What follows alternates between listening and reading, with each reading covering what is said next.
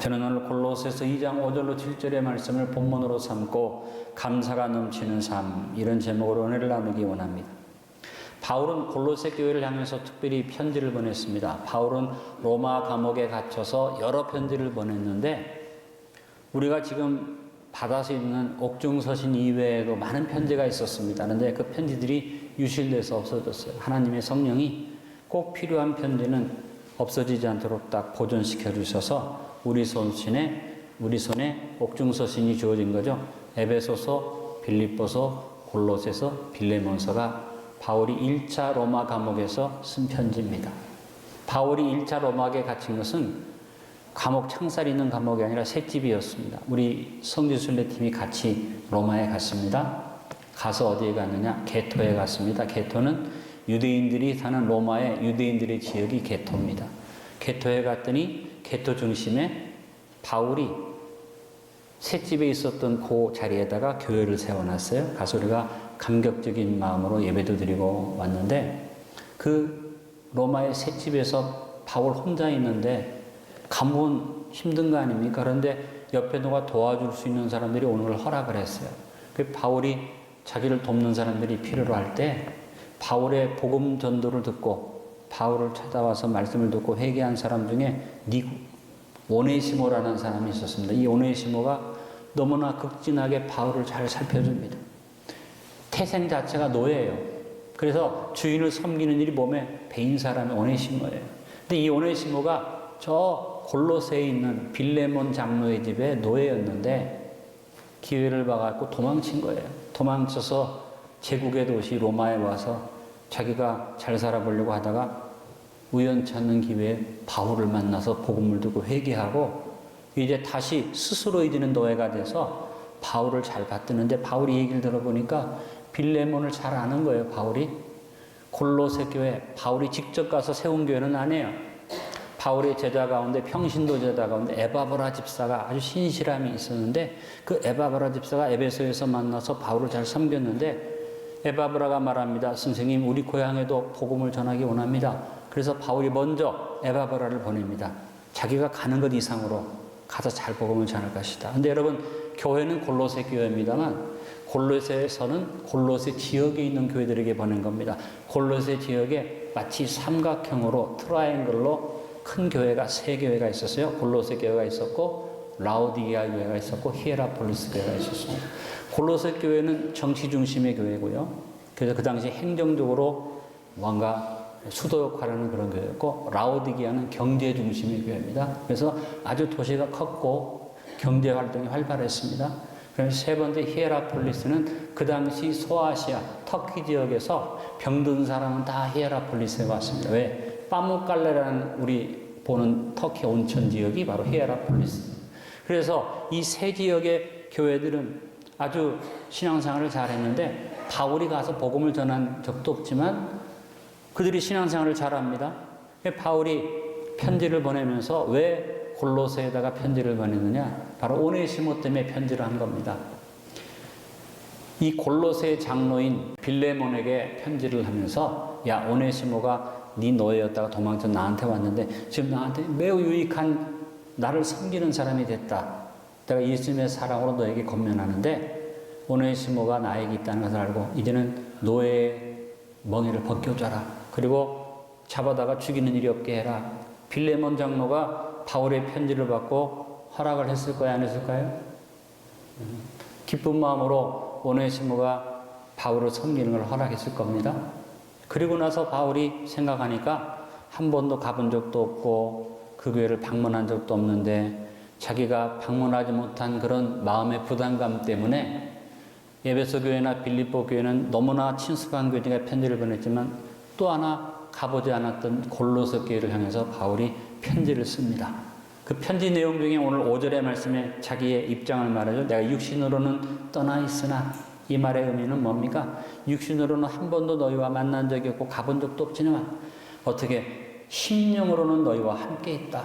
그래서 골로새 교인들을 칭찬하는데 골로새 교인들의 믿음의 모습 중에 제일 먼저 질서 있게 행함과 너희들이 무엇보다도 질서 있는 교회가 된 거 감사한다. 바울이 가서 질서를 잡고 제대로 교육시키지 않아도 에바브라 집사를 통해서 세운 이 교회가 골로새 교회와 라오디게아 교회와 히에라폴리스 교회가 질서를 정연하게 지켜서 굳건한 믿음을 가지고 있음을 칭찬하면서 바울이 너희가 이제 뿌리를 받고 세움을 입어서 교훈을 받은 대로 믿음에 더 굳게 서길 바라고, 그리고 바울이 그들에게 무슨 축복을 합니까? 감사함이 넘치는 교회가 되라. 저는 우리 안디옥 교회가 이 골로새 교회처럼 질서가 정연한 교회인 걸 감사하고, 이번 추수감사절 눈앞에 두고 더욱 여러분 삶 속에 감사함이 넘치는 교회가 될 수 있기를 간절히 축원합니다. 제가 오늘 골로새 교회에 대해서 설명해 드렸죠. 그리고 바울의 권면에 대해서 배경을 설명해 드렸습니다. 바울이 골로새 교회 성도들에게 편지하면서 감사함이 넘치는 교회가 되라 하면서 먼저 그들이 감사함이 넘치는 교회가 되기 위한 기본적인 신앙의 모습을 갖추었다고 여기에 칭찬합니다. 그것이 뭡니까? 질서 있게 행하는 것을 말했습니다. 저는 오늘 여러분과 함께 우리의 삶에 감사함이 넘치기 위해서 무엇보다도 질서 있는 신앙생활을 감당할 수 있기를 간절히 바랍니다. 먼저 첫 번째, 차례차례 질서 있게 삽시다. 우리 삶에서 가장 중요한 것이 질서입니다. 이 세상이 처음 하나님이 이 세상을 봤을 때 이 세상이 공허하고 혼돈했다. 질서가 없었다. 그래서 흑암이 꽉 차 있었다. 근데 하나님께서 어떻게 합니까? 천지를 창조하시면서 한순간에 만든 게 아니라 차례차례 만드셨어요. 먼저 빛을 만드시고 궁창을 만드시고 그다음에 육지가 드러나게 하시고, 이렇게 먼저 차례를 따라서 준비한 하나님이 빛의 완성으로 네 번째 해와 달과 별을 만드시고, 궁창을 지어줬던 하나님이 다섯째 날에 궁창 위에는 새를 지으시고 궁창 안에는 물고기를 만드시고, 셋째 날에 묻이 드러나게 하신 하나님이 여섯째 날에 질서를 따라서 차례차례 어떻게 해요? 각종 채소와 과일나무를 만드신 다음에 각종 짐승을 만드시고 제일 나중에 사람을 지으셨습니다. 여러분, 하나님께서 기분 나는 대로 막 만물을 만든 게 아닙니다. 따라합니다. 차례차례 질서 있게 순서를 따라 천지를 지으셨습니다.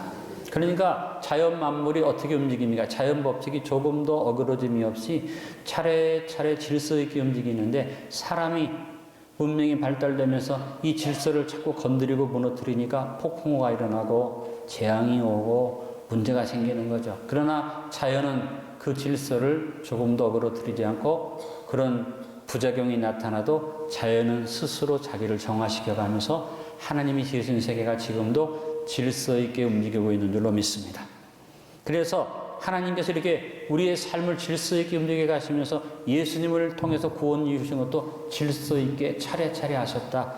아담이 범죄하는 순간부터 하나님이 예수 그리스도를 예정하사 내가 예수 그리스도를 통해서 너를 구원하겠다고 말씀하신 것을 구약에 차례차례 계시하시고 예언해 주시고, 예수님도 그 순서에 따라서 이 땅에 오셔서 저와 여러분을 위해서 무질서한 삶을 살지 않고 철저한 인간의 삶을 살아서 30년이라는 세월을 육신의 삶을 사시고, 그 다음에 3년 반의 공생의 사역을 쭉 이어가시면서 차례차례 하나님의 뜻을 이루어가시면서, 우리가 성찬을 나누면서 살펴본 것처럼 예수님이 흘리신 피도 차례차례 우리를 위해서 한 방울도 남김없이 질서 있게 피 흘려 주셨어요.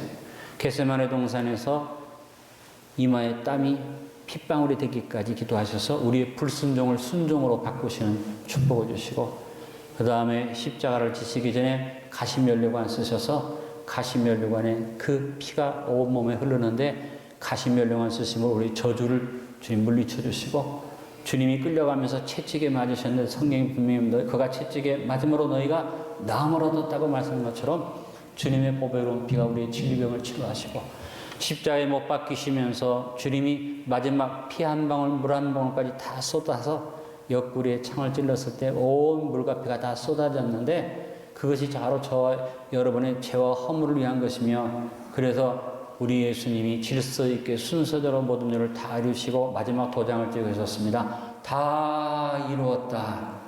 그리고 약속하신 대로 3일 만에 부활하시고 승천하다. 지금도 저와 여러분을 위해서 기도하시는데, 저와 여러분을 위해서 기도하시는 것의 질서를 위해서 성령님을 보내신 줄로 믿습니다. 하나도 어그러짐이 없이 우리 하나님과 예수님이 우리에게 베푸신 은혜가 어떤 순서입니까? 차례차례 질서 있게 순서대로 모든 일을 우리에게 이루어 주신 줄로 믿습니다. 그럼 우리도 어떻게 살아야 됩니까? 그냥 살면 안 됩니다. 차례차례 질서 있게 삽시다. 우선순위를 잘 정해서 사시길 간절히 바랍니다. 기분 나는 대로, 생각나는 대로 충동적으로 인생을 살면 감사함을 넘치게 할 수가 없습니다. 저하고 여러분이 하나님 앞에서 나에게 주어진 삶을 차례차례 질서 있게 순서를 따라 잘 살아야 하는데, 그러므로 여러분, 우리가 하루 중에 첫 시간 하나님 앞에 드리는 건 소중하죠. 꼭 새벽 기도에 성전에 나오라는 얘기가 아니라 여러분이 하루를 시작하면서 첫 시간 하나님 앞에 드리시고, 세상 사람들은 일주일의 첫날이 월요일이지만 우리 믿음의 사람들은 일주일의 첫날이 주일입니다. 하나님 앞에 먼저 시간을 들여서 하나님과 나와의 관계를 새롭게 하고 하루하루 살아갈 수 있게 되길 간절히 바랍니다. 여러분 꼭 주일 성수하시기 바랍니다. 왜? 하나님 앞에서 하루라는 시간이 하나님 앞에 드려지면 천년의 축복이 있어요. 근데 내가 이 주일의 하루를 소홀히 여기면 천년의 축복을 놓쳐요. 주일을 안 지킨다고 뭐 저주가 임한다 그런 말 하지 않겠습니다. 저는 여러분을 저주하는 게 아니라 축복을 놓친다고 안타까워서 권면드리는 것입니다. 무엇이 근거입니까? 베드로후서 3장 8절에 말했습니다. 따라하겠습니다. 사랑하는 자들아, 사랑하는 안디옥교회 성도들아, 죽기는 하루가 천년 같고 천년이 하루 같다는 이 한 가지를 잊지 말라. 여러분 주일 하루를 잘 지킬 때 천년의 축복이 옵니다. 근데 내가 주일 하루를 우습게 알면 천년의 축복을 놓칩니다. 제가 이 말씀을 그렇게 해석하는 것이 좀 너무 지나친 해석이라고 생각하십니까? 저는 이 말씀을 그렇게 봤습니다. 그래, 내가 하나님 앞에 순서를 잘 지켜서 차례차례 주일을 성수하고 하루의 첫 시간을 드리는 것이 천년의 복을 얻는다. 왜? 마지막 때에 우리에게 천년왕국의 축복을 준다고 말씀하셨습니다. 그리고 여러분, 하나님과 함께 차례차례 하나님께 먼저 드리고 시작하면 우리 하나님 이름 자체가 뭡니까? 알파와 오메가라고 주님이 말씀하셨지 않습니까? 여러분, 우리 주님이 말씀하신 대로 요한계시록 1장 8절에 주님의 이름을 이렇게 계시하셨죠. 주 하나님이 이르시되 나는 뭐요? 알파와 오메가라. 이제도 있고 전에도 있었고 장차 올 자요 전능한 자라. 시작과 마지막이라. 우리가 하나님 앞에 시작을 차례차례 최우선으로 하나님과 함께 시작하면 하나님이 오메가 마지막까지 책임져 주실 줄로 믿습니다. 이 축복을 놓치지 않는 여러분 되시길 바랍니다. 따라합니다. 주일을 성수하겠습니다. 하루의 첫 시간 하나님 앞에 드리겠습니다. 최우선으로 하나님 앞에 모든 것을 중심 놓고 살겠습니다. 아멘. 사람들 가운데 굉장히 바쁘게 삽니다. 어떤 사람은 급하고 중요한 것을 잘 알아서 일처리를 잘 합니다. 근데 그 사람은 항상 급하고 중요한 것을 찾아서 열심히 사는데 바빠요.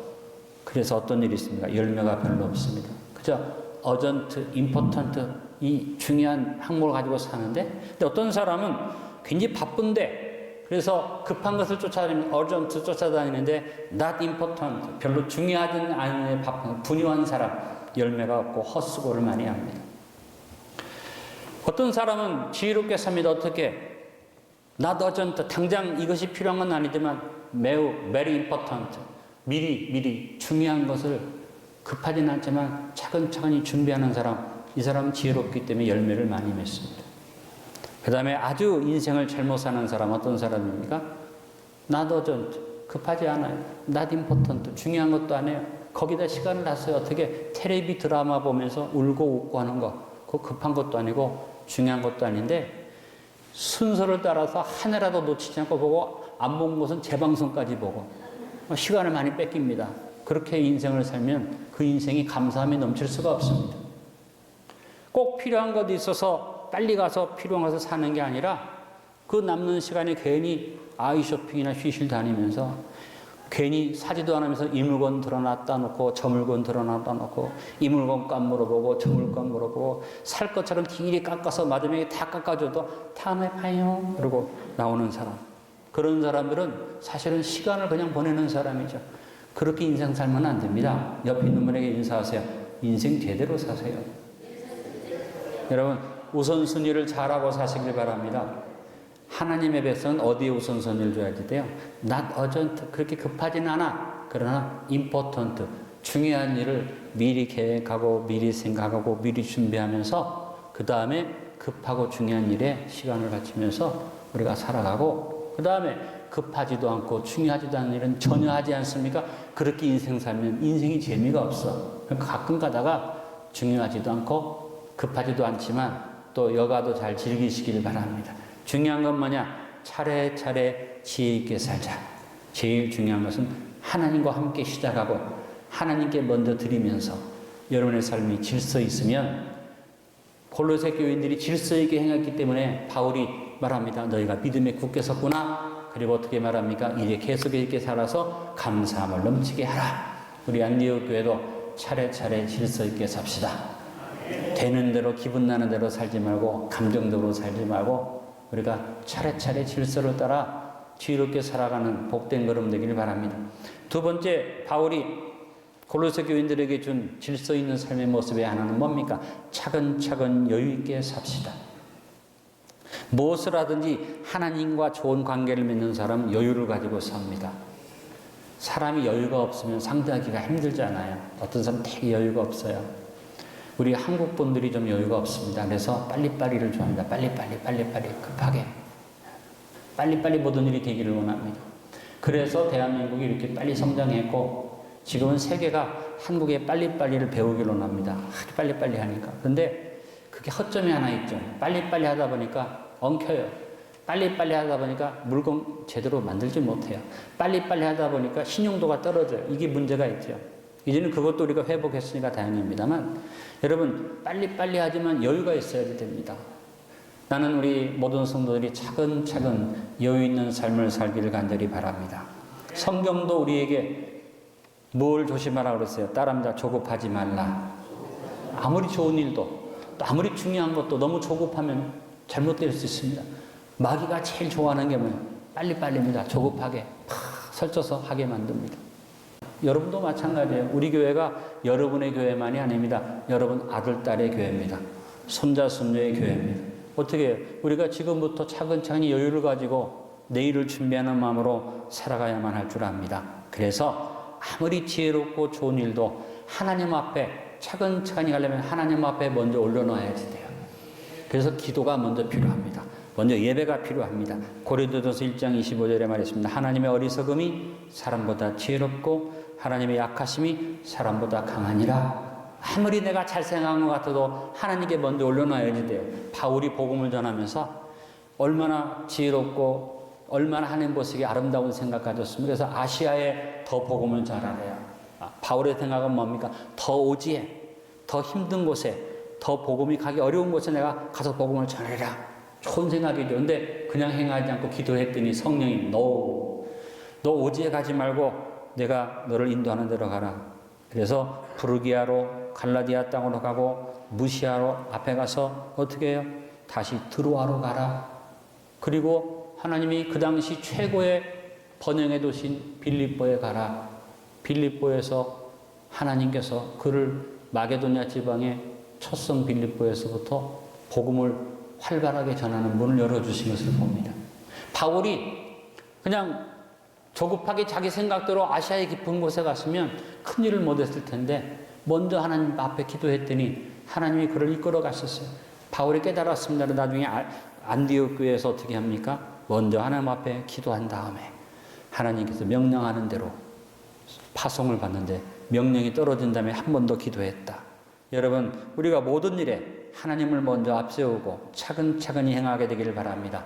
그리고 조급한 사람은 뭘 추구합니까? 자기 영광을 추구합니다.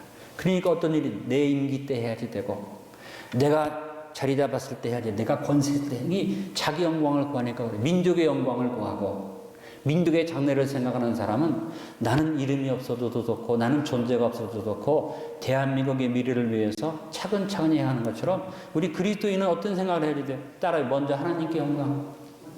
네, 내 영광 필요 없어요. 내가 칭찬받는 거 필요 없어요. 하나님 영광 받으시기 위해서 하나님께 영광을 놓고 생각하는 사람은 차근차근히 주의를 이루어갈 줄로 믿습니다. 고린도전서 10장 31절에 그러는 너희가 먹든지 마시든지 무엇을 하든지 다 뭘 위해서 해라? 하나님의 영광을 위해서 해라. 여러분 조급하지 맙시다. 먼저 하나님께 여쭤보고 행합시다. 먼저 기도와 예배로 하나님 앞에 먼저 아뢰고 행합시다. 그리고 하나님의 영광을 최우선으로 하고 어떻게 여유 있게 차근차근 행합시다. 내가 하는 게 아니라 나와 함께 하신 하나님이 하신다. 조급할 게 하나도 없어요. 차근차근히 행하시길 간절히 바랍니다. 꼭 명심하고 행하기를 간절히 바랍니다. 그래서 갑자기 큰 물질이 생기기를 바라는 허황된 마음부터 없어야지 돼요. 여러분이 갑자기 내가 부유하기를 원하는 허황된 마음 없으십시오. 특별히 사업하는 분들 갑자기 어디서 돈이 들어오기를 원하고 주머니 그거 생각 없애지 않으면 어떤 일이 벌어집니까? 유혹이 들어올 때 넘어갑니다. 아니야, 나는 차곡차곡 한 걸음씩 주님이 주신 축복 속에 살겠어. 이 마음 가지고 하나님 것 먼저 차곡차곡 준비하고 드리고, 그리고 자식한테 짐지우지 말고 여러분이 젊고 힘이 있었을 때 노후를 위해서도 차곡차곡 지혜로운 삶을 사시고, 그리고 하나님 앞에 여러분이 11조와 봉헌물을 도둑질하지 마시고 믿음으로 드리며 사시길 간절히 바랍니다. 이렇게 살면 믿음이 굳세지고 감사함이 넘치는 삶을 살 수 있다고 오늘 말씀이 말씀하고 있습니다. 오늘 말씀의 결론을 맺습니다. 바울은 골로새 교우들의 굳건한 믿음을 칭찬하며 감사함을 넘치게 하라고 권면하면서 무엇보다 질서 있게 행하라고 말해 주었습니다. 11월 감사의 달을 맞아 믿음에 굳게 서서 감사함을 넘치게 하는 삶을 살기 위해서 삶의 모든 우선순위를 누구에게? 하나님께 먼저 우선순위를 두고 큰 소리로 따라합니다. 차례차례 질서 있게 삽시다. 차근차근 여유 있게 삽시다. 차곡차곡 준비하며 삽시다. 여러분 기억하기 좋으라고 제가 문장을 만들어 줬잖아요. 그냥 다른 거 다 빼고 요것만 해도 돼요. 따라하면 차례차례, 차근차근, 차곡차곡. 이거 잊어버릴 사람 아무도 없어요. 꼭 기억하시면서 매사에 조급하지 말고 여유 있는 삶을 가지고 하나님 앞에 미리 준비하는 지혜자들이 되시기를 예수님의 이름으로 축원합니다.